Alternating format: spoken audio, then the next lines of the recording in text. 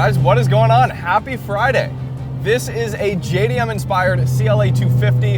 Belongs to my good friend Will over at Autodromo Racing and Development in Richmond, British Columbia. Or I guess actually Vancouver, BC, that's where their shop is.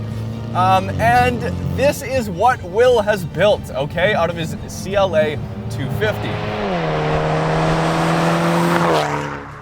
Now it has a few exterior modifications, as you guys can see. It's a pretty ridiculous build. It is a show car build, obviously it's a stance build, and it has a few things that you guys might find quite interesting. It has Accuair Air Ride, which, as you guys know, unfortunately Accuair recently went under. They went bankrupt because of COVID, not because of COVID, nobody really knows. Some companies are kind of using COVID as an excuse to kind of just file for bankruptcy and get out.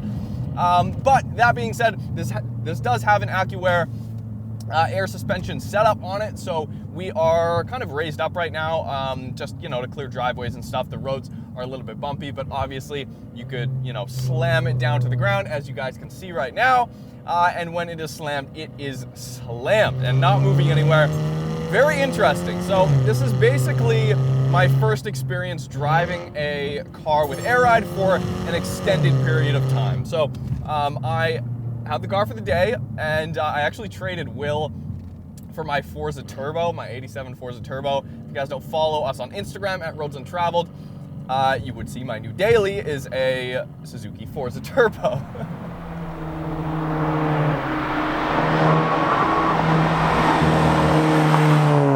It definitely has, you know, the air suspension comes with a little bit of compromise, and I've started to feel this. First off, let me just say I'm extremely surprised at how well the car rides, just on the freeway driving out here from Vancouver, and even on these bumpy roads. Like it actually really handles the bumps quite well, and it's still quite soft. It's not actually insanely stiff like it would have been before. Any adjustable suspension options, obviously, when you transition over to Air Ride in whatever car you're modifying, then that gets rid of any factory adjustable suspension you might have. So you do have to consider these things when you're building a show car like this. That being said, this CLA 250 is one of the most ridiculous cars I've ever driven. And that is, I mean, here's the thing, you guys. Straight out the gate, like, this isn't really my style. This isn't a car I would build, but that's what the automotive scene is all about. And that's why I love what our channel has become, because we can go around the Lower Mainland, Vancouver, LA, wherever we might go, and speak to people with all different kinds of tastes from all walks of life. And it's not just, our channel is not just based on the, you know, like a handful of cars or one car, two car builds that just kind of continue over the years. I mean, you are seeing a build that could not have existed when this channel began because this car wasn't even out. So it's kind of cool to bring you guys some of the extreme spectrums, or some of the extreme sides of the automotive industry as a whole, which I think is pretty cool. I don't have anything against stance builds. I just would never build one. I have nothing against show car builds. I would just never build one. I have nothing against air suspension. I probably would never put air suspension on a car though. That being said, we're gonna take it for a spin and see what it's all about. It's not stock. This is not a stance car where the engine has not been touched. It is not the CLA 45 AMG, right? It is the 250. So it does have the 2-liter turbo engine, the 4-cylinder under the hood. So it does have a turbo, which means obviously you can just tune it whenever you want. You can pump more boost. So Will's gone ahead and put the AEM True Boost boost controller up here. And then you've got some accessory lighting down below here. He's got these cool patterns here, like a leather pattern for the floor mats. And then he's got a bunch of other accessories on the interior. Obviously, these seats are a little much on the street. So you guys might be thinking, Marcus, how in the hell are you safely driving a vehicle where your peripheral vision is non-existent, completely non-existent? That's a great question, you guys. I don't know. Somehow I managed to drive this car unscathed from Vancouver out here to Langley today, and yeah, I don't know how. Such a big wang out back. You get looks everywhere you go. When we were shooting the static shots just on the side of the road, you know, kids come up to the car, check it out. They're really interested in it. And hey, like, if this is the car that's going to get a kid into cars, which I think is more important now than ever in 2020 with autonomous vehicles and electric vehicles and everything. If this is a car that will get a kid into cars in the future, I'm all for it, man. Like, any car that gets people excited, the general public excited, is something I can get behind, because then that just means the automotive world is you know, spreading the love and sharing the love and kind of showing the variety that we have even here in the Lower Mainland, Vancouver. I mean, some of the builds we feature, before we even get out here, and I'm just looking at the photos of the car, what have you, the build list, just what the car is, generally, and this is kind of what's interesting about Vancouver, generally I can pinpoint where a car is from. I can generally pinpoint where the owner might live, and this is definitely a Richmond vehicle. If you're from Vancouver, like, this is a Richmond vehicle. This is what you'd see in Richmond, and that's not a dig. I mean, you go out to Langley, or Mission for that matter, especially, and then you just see big old American cars that can't take a turn to save their lives, and they're drag cars. But that's how they do it. And then, so you kind of see where I'm getting at, right? It's not that there's a right or wrong way to modify your car or to build a car, to choose what you're into, but I just find it funny how in the Lower Mainland here in Vancouver, you can totally just guess, for the most part, usually, where someone lives based on what they drive, which is pretty fascinating. Okay, so as I was talking about the engine, it's got a 2-liter 4-cylinder, the Mercedes 2-liter turbo engine under the hood, so you guys know what that means.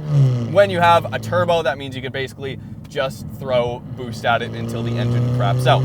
So the car is tuned up to about 300 to 350 horsepower. The car came factory with 200, so it is quite the jump. Now, it is not, you know, it feels about as fast as a factory CLA 45 AMG, if I had to guess, just by the butt dyno, right? But yeah, it's about 300 to 350 horsepower, and you've got a bunch of boost. We'll see how much boost it's actually making here. Oh, 21 PSI. Yeah, it hit 20 there. Yeah, about 20 PSI at peak. They're very torquey engines. So you get boost really, really quickly, but then it does die off at the top end.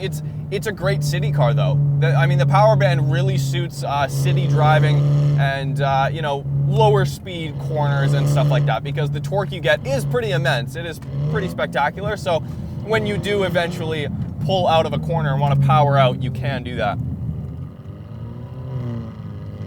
I get it, though. I get a build like this. I mean, to go to the extent that Will has gone with this build, it takes some real commitment, and it takes style. You know, Will has done this car in the JDM style. It is a JDM-inspired CLA.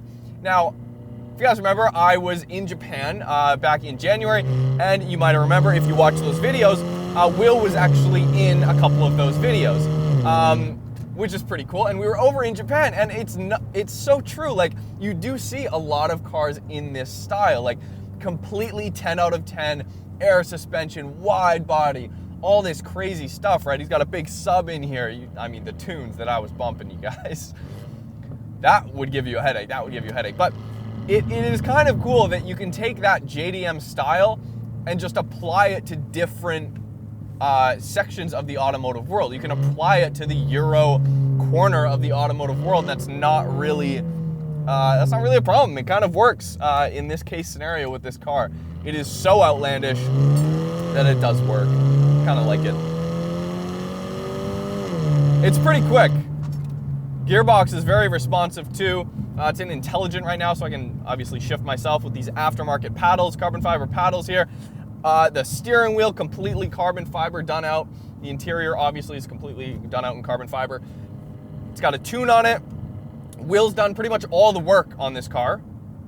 That's another fact I bet you guys were not gonna guess on this one. Will has done pretty much all of the work. He installed some aftermarket or like updated software in the infotainment. So the infotainment screen here, this is not a factory Mercedes software that I'm looking at here, which is one of the coolest things that I've seen in any kind of tuned modern car like this, to be able to dig deep like that and go change some software and stuff like that. What else has he done? It's got a big front mount intercooler, obviously to help with that cooling. And yeah, that's about it. It's quite the car. The wheels, obviously, and it's got big brakes.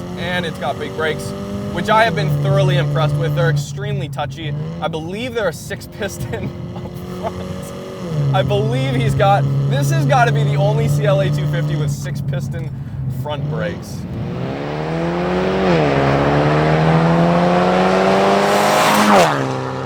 Another cool thing with this car, actually, you can control the air suspension, both the air suspension and all of Will's kind of auxiliary lighting and accessory lighting on the front and in the trunk and all these LEDs and stuff from your phone, which is awesome. So you can be across the parking lot at a car show or something, someone's looking at your car, oh, oops, forgot to air out the ride, and you just go psh, and then the car is slammed, which is awesome.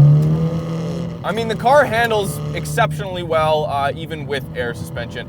And that being said, it would really be beneficial to drive, it doesn't even matter the car, a car with before suspension and after air suspension installation. That would be really cool. That would be the real telltale kind of sign of how much you're actually sacrificing, because in most cars, the performance, just inherently, if you were to get the car on a track and do lap times, your lap time would pretty much be slower, pretty much in all case scenarios with air suspension versus a factory suspension setup. But that being said, I don't think that is always the case, especially for much, much older cars with outdated suspension and really soft, kind of old, creaky suspension, right? Yeah, all right, that's about it. This is Will's Mercedes. Lots of fun. Again, not my taste, but it doesn't have to be to my taste to appreciate a build like this. And the car is actually for sale right now, so if this is your taste, shoot me a message, marcus@roadsuntraveled.com. It'll be right here, that's my email address. Shoot me an email if you are interested in this vehicle, and preferably you're somewhere in the lower mainland of Vancouver, Canada. Honestly, it still handles really well too. It's still got enough of that CLA feel. We did drive a CLA 45 AMG a couple of years ago. I love the car. I thought the the dynamics were good, and the same is said to be here too. It's fast. Yeah, it's very fast.